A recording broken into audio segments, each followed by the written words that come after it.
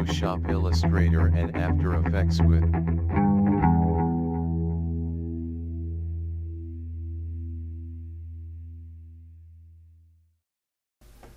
السلام عليكم ورحمة الله وبركاته. معاكم محمد شوقي. النهاردة ان شاء الله هنعمل درس جديد ومختلف شوية. النهاردة هنتكلم عن الفوتوشوب والتولز. وان الفوتوشوب مش عبارة عن انك تقطع صورة وبس، يعني انت ممكن تعمل ايديت وكل حاجة تعملها بيه. تمام. بنبدأ بالنيو. تمام. النيو هنا بتحدد الصورة الابعاد بتاعتها ببكسلاتها بكل حاجة. تمام. انا مثلا عملت 900 هنا 1080 920 كده. انا عملت تمبلت اتش دي زي ما انتوا هتشوفوا دلوقتي. طبعا في بيكسلز وانشز وسنتيمترز. السنتيمترز اللي بيتعمل بيه البنرات، البيكسل احنا بنعمل بيه الصور والتصاميم وكده. اهم حاجه طبعا الجوده هي اللي بتفرق الصوره. ممكن تكون هي الصوره حلوه بس جودتها وحشه، بتظهر للناس وحشه. طبعا التول الاولانيه دي ملهاش اي لازمه، كل اللي فيها انك بتعمل بس مثلا فل بيها. يعني مثلا الشكل اللي انت عملته مربع بتملاه، تختار اللون وبتعمل لاير وهو مربع كده، تضغط الت وديليت او ديليت، يعني كل واحد بينطق مش عارف ازاي. المهم بتملى اللون اللي جوه. نفس حكايتها الدايره، نفس حكايتها المثلث. ودي ممكن تعمل بيها اللي هي الاشكال. مثلا كان في درس بتاع اللو بولي اللي انا كنت حاطه. ماشي. الماجنتيك دي بقى هي اللي ممكن نستخدمها في حاجة حلوة. يعني مثلا انا معايا الصورة دي منزلها من على النت، كاتب سمايلينج مان، واحد بيضحك يعني وخلاص. المهم هي صورة زي دي اتش دي. تمام. الماجنتيك دي ممكن تعمل بيها سولكت، بس سولكت من طريق مش بين تول. طبعا البين تول انا اتكلمت عليها وحطيت درس ليها، واللي عايزه موجود في اللينك هنا موجود. هنا بترجع اهو، بتمشي واحدة واحدة على الخط بتاع الراجل ده كده، ترجع بترجع بترجع بترجع بترجع هنا تاني زي ما انت شايف. بتمشي ببطء شوية، هي مغناطيسية، يعني بتلزق في الحاجة القريبة ليها. لو رفعت ايدك لفوق كل حاجة هتبوظ، فعشان كده انت ممكن تمشي وتنقط واحدة واحدة بالماوس لو عايز. تمام. انت بتمشي كده بالراحة وهي بتنقط لوحدها. طبعا للاسف ما ينفعش اعمل زوم عشان اعرف انا ماشي ازاي. ممكن تعمل زوم بعد كده تشتغل، لكن طول ما انت شغال ما ينفعش تعمل زوم. تمام. تنزل تفضل انت ماشي بايدك، ما بتضغطش حاجه، كل اللي بتعمله تمشي وهي بتعمل سيلكت لوحدها. طبعا الدرس ده للناس اللي عايزه تفهم كل حاجه في فوتوشوب، ان هي مش مجرد عندها في الابس وكده. طبعا زي ما انتم شايفين هي هتعمل من تحت زي الزفت علشان ما فيش حاجه ان هي تلزق فيها كويس. تمام. اهو زي ما انتوا شفتوا عملت سيلكت اهو، كنترول سي وكنترول في بيعمل كوبي بيست اهو. انا نداري الشكل المعفن ده، ايوه كده. تمام. زي ما انت شايف. بس وعندك التول ديت. بص، هنا فيها اكشن بقى بسيط كده. انت ممكن تعمل بقى سيلكت عادي اهو من بره، وفيها حركه ان انت مثلا يعني التشيك اللي بتاعت الكلمه دي، لو شلت من عليها التشيك لو ضغطت مثلا تعمل سلكت لحاجه مثلا للون معين لطبقه معينه او اي حاجه، هتختار كل حاجه بنفس الطبقه. مثلا انا اخترت اللون ده بتاع البشر ده، بصوا اخدت كل، معلش انا اسف لحظه، هنختار هنا اهو. جيت هنا رحت اخترت، اخدت كل حاجه بنفس الطبقه دي، سواء شعر بقى الحته ديت الحته دي الحته دي زي ما انتم شايفين. وانت لو حطيت هنا هتختار الحته دي بس، يعني هتختار الحته المعينه اللي انت عايزها. مثلا اهو تاني عشان يبقى اكتر وضوح، نرجع للنيو اللي احنا كنا عاملينها. عملت مربع هنا، عملت مربع تاني، عملت مربع تالت بس بلون مختلف شوية. وجينا على التول دي وشلنا الشك، ده رصاصي وده رصاصي بنفس درجة بنفس طبقة اللون. ضغطت الاتنين ضغطوا، وهتسيب التالتة اللي هي لون تاني. لكن لما انت بقى تيجي تعمل مثلا اللي هي تعمل تشيك على ديت، وتيجي تضغط هنا هتلاقي ايه، عملت سيلكت لحاجه واحده بس اهو زي ما انتم شايفين كده. تمام. طبعا الكروب معروف. مثلا انت انا شغلته، مثلا انت عايز الراجل ده كده بس، تعمل حاجه زي البروفايل. تمام. مثلا معاك صوره كبيره وعايز تقص منها تظبط فيها، مثلا الفيس مثلا ليه ابعاد معينه وكده. الاي دروبر اي ديت تول حلوه جدا، بتختار اللون بطبقته بكل حاجه. يعني بص هنا مثلا اصفر، بص هتفضل يغمق مثلا لما اوصل لحته معينه، قلبت على لون تاني، لون تالت، بص تفضل تقلب على الالوان كلها. تمام. بتختار يعني اللون بدقه جدا، وده بتستخدمه للناس اللي بترسم وبتبقى عايزين لون البشره ياخدوا منه. تمام. زي ما انت شايف مثلا لون العين اهو، مثلا اهو جيت هنا خدت لون العين على كده. تمام. تاني تول معايا البلنش ديت او الهيلينج ديت، انا هتكلم معاها في درس خاص بيها، بس انا هوريكم فكره عنه. مثلا انا الخدوش مثلا او الوحمات والحاجات ديت انا عايز اشيلها، كل اللي بعمله بس بعمل لاير. تمام. بخليها سيمبل اول لايرز وكونتاكت اوير. طبعا ديت حاجات تانية انا هتكلم عليها بالتفصيل، بس انا قصدي خلينا دلوقتي في اللي احنا فيه. انا اخترت لاير فوق اهو، مثلا عايز اشيل الحته دي اهو. طبعا زي ما انتم شايفين هي مش هتعمل عشان ده مش حاجه يعني ايه موجوده يعني. تمام. اهو مثلا هنا تاني، طبعا بتتشال الحبات والكده، طبعا عشان اللون ده تبع البشر صح، انا اسف مش هيتشال. ما علينا، هبقى اتكلم عليها واجيب لكم صور معينه ليها. طبعا البرش عارفين كل حاجه فيها. والكلون ستامب دي مع درس الهيلينج هحطه عشان ده تبع الهيلينج. الجومة زي ما احنا عارفين. السمادج تول بتسيح الالوان على بعض، ممكن تخليك تحس انها كرتون. يعني مثلا بص اهو زي ما انت شايف كده، بس احنا نقللها شويه.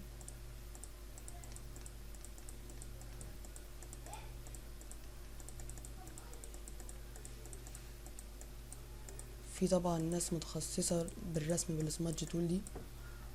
تمام. كان في درس الكاريكاتير ان شاء الله هحطه، هستخدم فيه التول ديت، هوريكم تستخدموها ازاي كويس. طبعا هي ممكن تبوظ الرسمه وممكن تخليها حلوه، فانتوا خلي بالكم. تمام.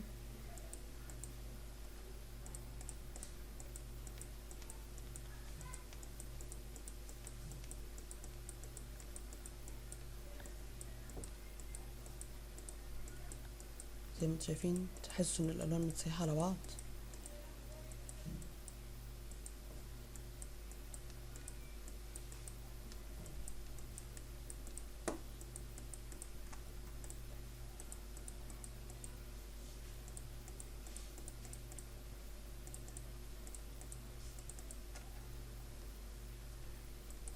ماشي.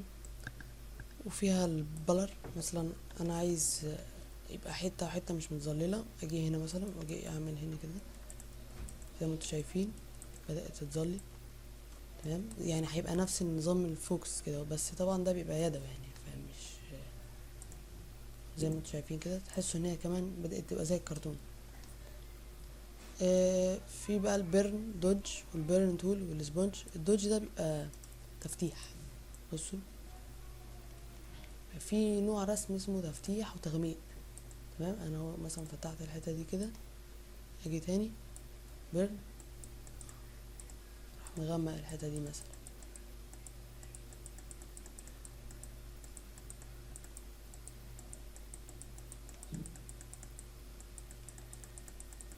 تمام. ممكن بيها تكبر اكتر، يعني زي بتحرق الصوره يعني بتعمل بيرن. بصوا لما تزوده هنا تحس ان في ايه، بس ما بيأثرش على الصوره. فتح تاني. تمام. تحس انه طالع يعني من بتاعت فحم ولا حاجه. التيكت زي ما احنا عارفين. هنتكلم عن حاجه تانية. الشيبس احنا عارفينها. هنتكلم عن حاجه اسمها كليبنج ماسك. كليبنج ماسك دي حاجه مهمه جدا. يعني مثلا انا اهو عملت تكست، مثلا الراجل ده يعني فرضا يعني تعمل لوجو او تصميم معين. تمام، اهو انا اخترت كده، كتبت ام مثلا، كبرته فرضا يعني، وعندك صورة مثلا عايز تحط الصورة دي جواها. مثلا الراجل ده اللي احنا عاملين له كوبي عايزين نحطها هنا في جوه. قبل ما تعمل كده لازم تعرف ان الام وهي تكست مينفعش تتحكم فيها. لازم تفك التكست، بتعمل حاجه اسمها ريستر سايز، بتخليها كانه شكل عادي على الفوتوشوب بقى انت عامله. تيجي بقى عشان ندخل الصوره دي جوه تضغط الت، تمام، تفضل ضاغط كده لحد ما تظهر لك الكلمه اللي يعني الشكل اللي انت شايفه، بتيجي ما بين اللايرين كده تضغط هنا زي ما انتوا شايفين كده. تمام، اهو واضحه قدامكم. بس كده ممكن تتحكموا هما فيها الاتنين. لو عملت هيدل دي الاتنين هيروحوا، مينفعش ايه يعني ديت دلوقتي دي تابعة لديت. ممكن تعمل كليبنج ماسك دي من هنا، من كريت كليبنج ماسك او الت كاتالوجي، بس هي الطريقة دي اسهل واحدة. تمام. فاضل ايه تاني؟ فاضل ان المودز. تمام، انا هاخد الصورة دي تاني بس معلش لحظة.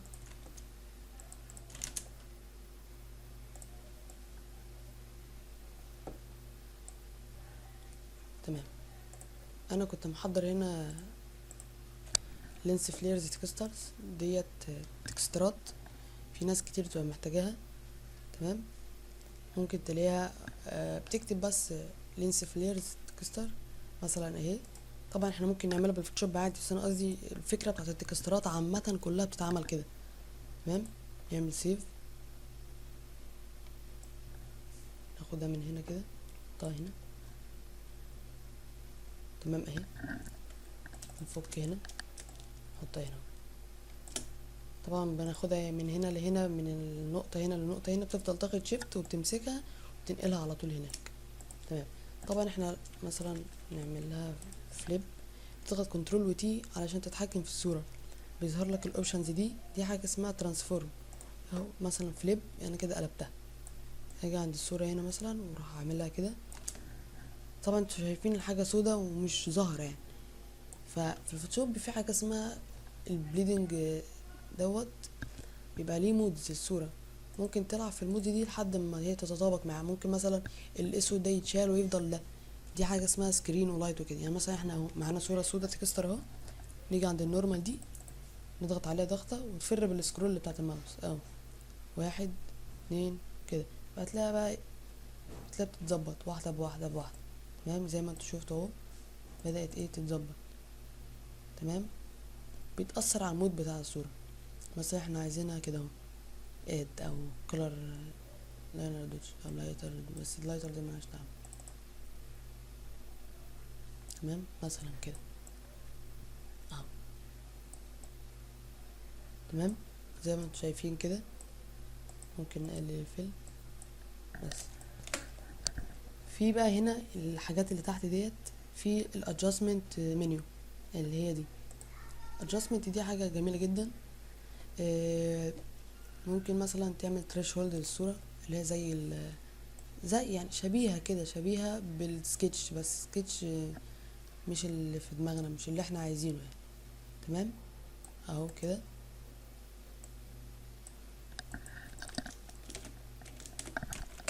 تمسح عشان انا بعمل من هنا عشان كانها كلاير، انك تضيف لاير بتاع الادجستمنت. انت ممكن تجيبها من فوق بس من هنا احسن. تمام، ومعانا الكيرف ده بيزود الاضاءه ويقللها. يعني مثلا اهو طبعا بيبقى ليها تدرجات، يعني مثلا ده تفتيح عادي، ده الار بي جي اللي هي ريد جرين بلو. ممكن مثلا ان انت تزود الريد مثلا اهو. تمام، ممكن تزود الجرين او تقلله. ممكن على البلو نفس النظام لحد ما تعمل افكت معين انت عايزه. تمام. ايه تاني؟ في عندك الجرانيت ديت، في صور احنا يبقى معمول لها كده زي فيد من تحت. كل اللي عليك تختار اللون من هنا، مثلا اسود، واجي هنا واعملها اهو. في منها حاجات كتير، في منها كده، في منها كده، في منها اشكال كتير يعني، بس هنا دي احلى واحدة. ممكن هنا تعمل الناس اللي بتعمل تصاميم وكده تعمل مثلا هنا تكست، دي حاجات يعني منتشرة كده. في نرجع للكالر بالانس. كالر بالانس دوت بنفس النظام بتاع بتاع دوت بتاع الكيرفس البلو والجرين، بس بيبقى في الوان اكتر عشان ده الكالر كلها مش الار بي جي بس. تمام. احنا ممكن نتحكم في دي نخليها اسود، تضغط كليكين هنا خليها سودا هنا. تمام زي ما انتم شايفين كده. وعندك ايه تاني؟ في الفوتو فلتر، انك بتحط صورة مثلا كده، تختار لون تعمل فلتر عليه زي الموبايلات وكده. تمام. الاكسبورز ده تفتيح بقى، التفتيح الجامد بتاع كأن الشمس بتطلع مرة واحدة، فاهمني؟ بص، ممكن الناس بتوع الكاميرات احيانا بيستخدموه وبيعملوا شغل بيه زي ما انت شايف كده اهو. ممكن هنا تستخدم اللون الافقي هنا تزوده. تاني حاجة انا كده كأني بعمل تصميم معين يعني. نخش بقى انك اللي هي الفلترز دي بيبقى فيها حاجات مهمة جدا. طبعا الفلتر الجاليري مثلا اهو نفتحه. تمام. بيبقى مثلا عندك انت السكتش، بيبقى عندك افكتات كتير. تمام. بس قبل كل ده بتختار اللون من بره. عندك السكتش اهو، ستامب، في لوجوهات بتتعمل كده معينة. تمام. هتحتاجه بعدين الجاليري. في طبعا ناس كتير ممكن تلاقي ما عندهاش الافكتات دي، وده بسبب انه بيستخدم نسخة مش اصلي او نسخة بورتيبل، معلش انا اسف. مش هتلاقي الافكتات عشان هي بتبقى ناقصة، عشان كده النسخة بتبقى نضيفة خفيفة. تمام. نيجي على الليكويفاي. ده ممكن الناس اللي بتعمل كاريكاتير مثلا، هو انا ازود ده التضخيم يعني. مثلا انا اجي ايه، بس لحظة، عايز اكبر له عينه مثلا، اختار بتاعة التكبير، دي بتاعة التكبير ودي بتاعة التصغير. اجي هنا اكبر له عينه كده، لحظة كده. ممكن ايه اكبر البرش شوية،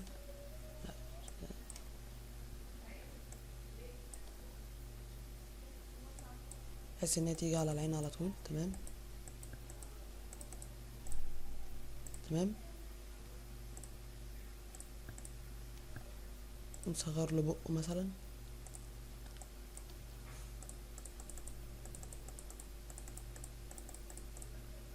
نظبط له مناخيره شوية.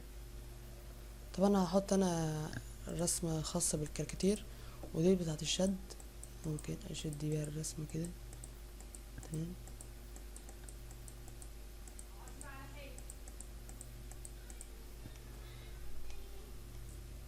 زي ما انتم شايفين كده.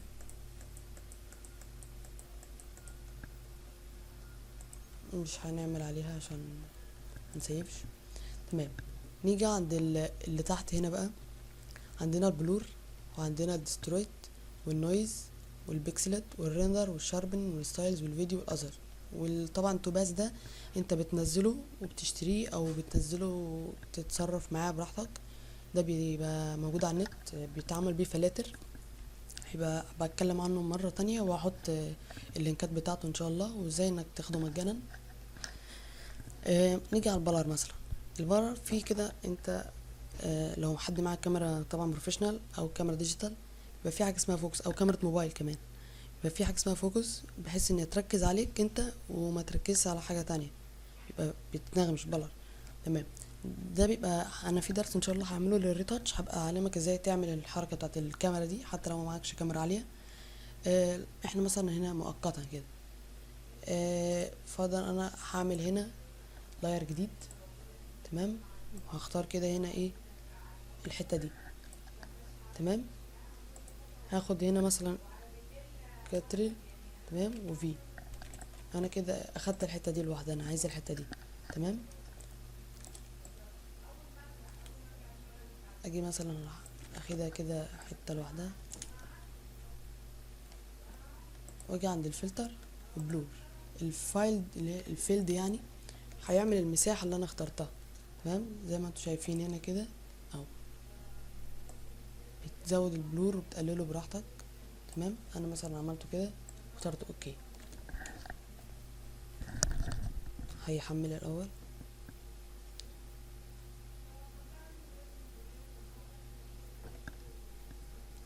تمام، اهو زي ما انتوا شايفين انا عملت الصورة كده بس عشان تبقى لوحدها.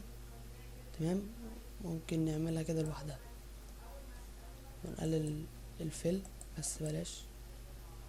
تمام، نكتب هنا مثلا تكست.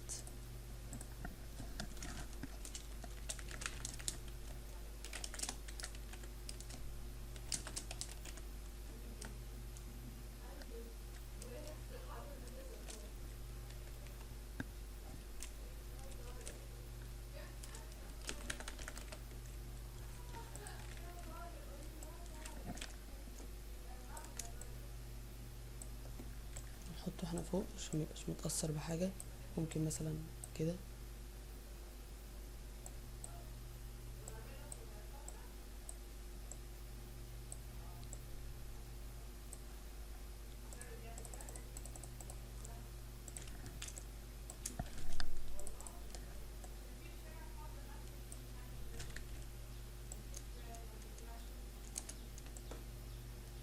تمام، ممكن تحطها فوق عشان ما تتأثرش يعني دوت.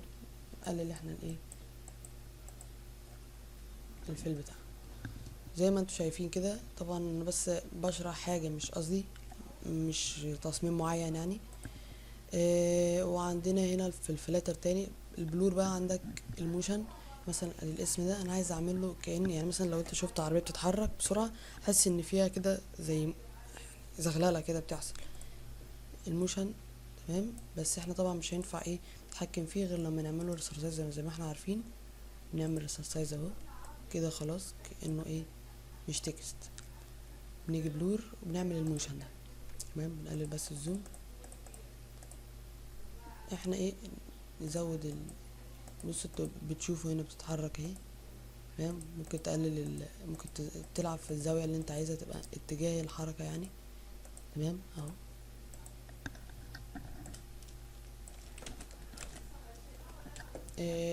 ده كده الموشن. عندك تاني عندك مثلا يعني دي بقى حاجات انت بتجربها. السمارت ده بيبقى مش مستخدم كتير بس حلو. الريدل دوت بيبقى حاجة كده في النص يعني نص. طب احنا لازم في الصورة العادية فلتر بلور.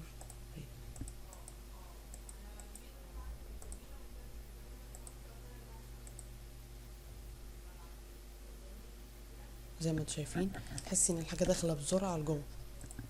تمام، في ديسترويد اللي هو ديسبليس وزجزاج وتوريل. الحاجة ديت مش يعني مثلا انت عايز عايز تخلي الحاجة كأنها زي الناس اللي بتعمل ريفلكشنات في المية وكده اهو.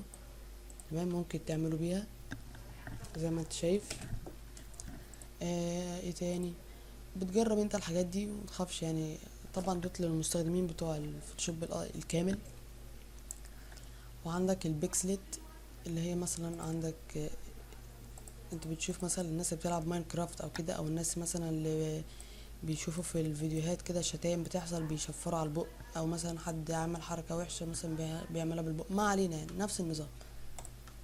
تمام، يعني مثلا اهو فلتر زي ما انتوا شايفين كده. تمام، ايه تاني في الريندر بقى. الريندر بيبقى عندك مثلا طبعا الناس اللي ممكن ما تلاقيش دي او دي لازم يشغلوا يعني يشيكوا الاول على الكارت بتاعهم بتاع الجرافيك ويظبطوا الاوبشن. طبعا لينس فري احنا كنا متكلمين عنها قبل كده.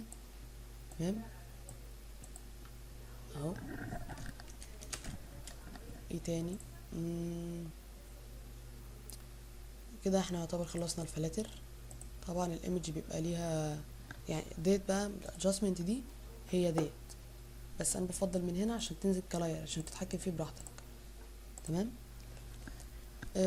بس كده ان شاء الله هبقى فاضل لنا 3D، ده هيبقى ليه درس خاص بيه لوحده خالص عشان ده شغل. وهنتكلم عن الهيلينج والكلون ستامب وازاي نستخدمها كويس جدا وبنستخدمها في ايه. وطبعا لو احتجتوا اي درس ممكن تسيبوه في كومنت، ومتنسوش اللايك والسبسكرايب.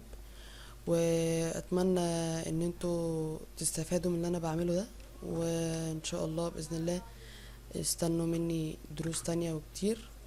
انا مش بهتم بالفيوز كتير والله، بس انا عايز اوصل للناس اللي هي محتاجة الفوتوشوب ونفسها تتعلم فوتوشوب بكل سهولة. انا بحاول اشرح باسهل طريقة ممكنة، بيحصل اخطاء مني طبعا، بس ايه، المهم انك تتعلم صح بكل بساطة. وشكرا، واتمنى الدرس ده يكون عجبكم. ولسه في حاجات تانية ان شاء الله هبقى اكلمكم عليها، الدرس ده مش كامل قوي يعني. وشكرا.